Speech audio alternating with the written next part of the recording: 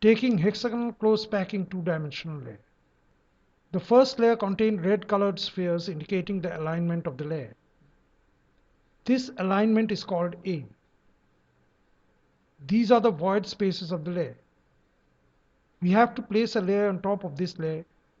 For efficient packing, we will have to place the second layer in such a way that the spheres are exactly over the triangular voids of the first layer.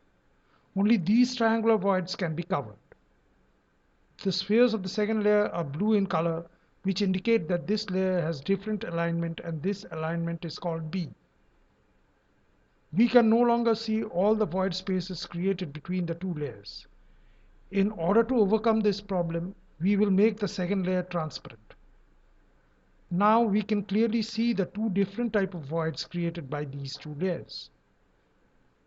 These are called tetrahedral voids, marked by the letter T, and these are called octahedral voids, marked by the letter O.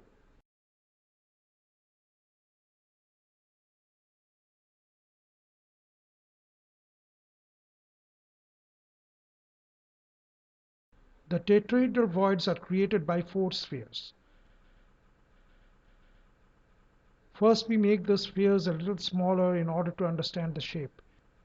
Then we join the center of the spheres by straight lines. The shape is a regular tetrahedron. So the void is called tetrahedral void. The octahedral voids are created by six spheres. Here also we make the spheres a little smaller, then join the center of the spheres to get the shape. The shape is a regular octahedron.